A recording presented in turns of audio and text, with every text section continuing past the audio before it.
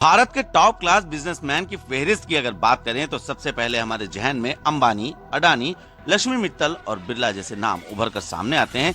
लेकिन इन्हीं सब के बीच में भारतीय मूल के एक बिजनेसमैन का नाम इस वक्त काफी जोर शोर से चर्चाओं में है और उनके नाम से ज्यादा चर्चाओं में है उनके बिजनेस चैन लुलु का नाम।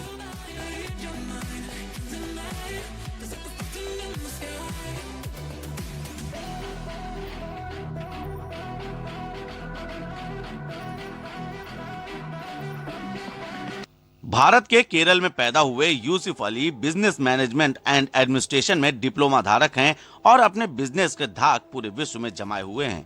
एमए यूसुफ अली ने अपने व्यापार को इतना बढ़ा लिया है और धीरे धीरे इसे विदेश के साथ साथ भारत में भी फैला रहे हैं।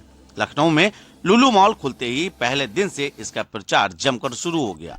गौर करने वाली बात यह है कि इस प्रचार को सबसे पहले जगह कैसे मिली। चलिए हम आपको बहुत महत्वपूर्ण जानकारी देते हैं, तो जल्दी से आप हमारे चैनल को सब्सक्राइब कर बेल आइकन प्रेस कर दीजिए और बने रहिए इस वीडियो पर हमारे साथ।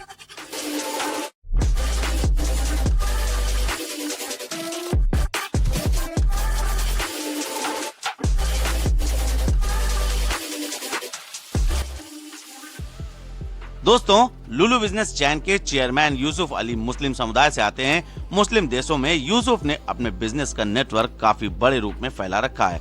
इन्हीं सब के बीच लुलु मॉल से जोड़कर लव जिहाद के मुद्दे को सोशल मीडिया पर खूब उछाला गया। उसके बाद लुलु मॉल का उद्घाटन तो हुआ ही, लेकिन फिर नमाज पढ़ते हुए वीडियो वायरल होने लगा। मॉल के भीतर नमाज पढ़ने का मुद्दा इंटरनेशनल बन गया और हर कोई नमाजियों के बारे में जानने को उत्सुक हो गया। इसी बीच नमाज के बदले हनुमान चालीसा भी लुलु मॉल में करने के प्रयास में कई लोग गिरफ्तार भी हुए, तो कुछ लोगों ने मॉल में बैठकर हनुमान चालीसा पढ़कर इतिश्री भी कर ली। एक बार तो लगा कि अब यह विवाद या यूं कह लें कि मुफ्त का प्रचार शांत होने वाला है, लेकिन नहीं। इसी के बीच लुलु मॉल प्रशासन पर एक और आरोप लगाया गया कि इस मॉल में मुस्लिमों की बहुलता है और हिंदुओं को नौकरी पर नहीं रखा जाता है। खैर, मॉल प्रशासन ने इस पर भी अपनी सफाई दी और बताया कि उनके 80% स्टाफ हिंदू हैं।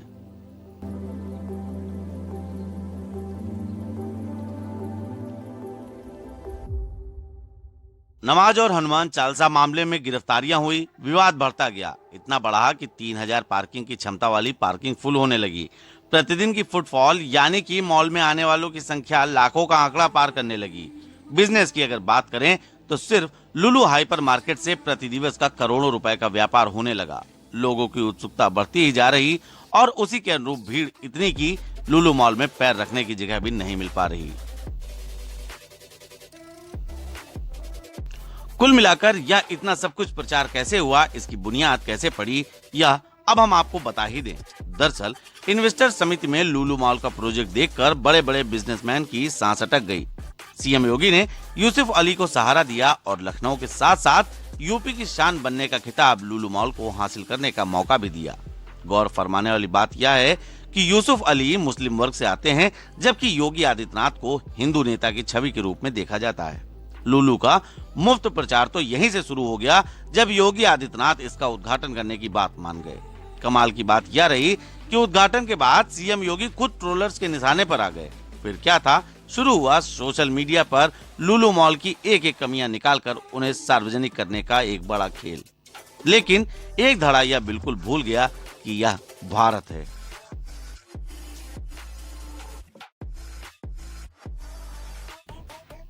यहाँ जिस चीज का विरोध करो उसका मुफ्त में प्रचार होने लगता है। नमाज, चालीसा, लव जिहाद जैसे मुद्दों ने एक हफ्ते से भी कम समय में लुलु मॉल को कहां से कहां पहुंचा दिया। ये देख आपको भी मानना पड़ेगा कि यूसुफ अली व्यापार भले विदेशों में करते हों, लेकिन हैं वो भारतीय और हर भारतीय को यह अच्छे से पता है कि how to handle with the situation. आज लखनऊ का लुलु मॉल विदेशों में फेमस है। यहाँ के विवादों ने विदेशों में इसका जलवा कायम कर दिया है और विरोध करने वाले मुंह शांत किए बैठे हैं। वहीं नमाज और चालीसा करने वाले जेल में हैं। यूसुफ अली अपनी गाढ़ी कमाई गिनने में व्यस्त हैं और सीएम योगी सरकार चलाने में। बाकी प्रचार मुफ्त में हो ही रहा है।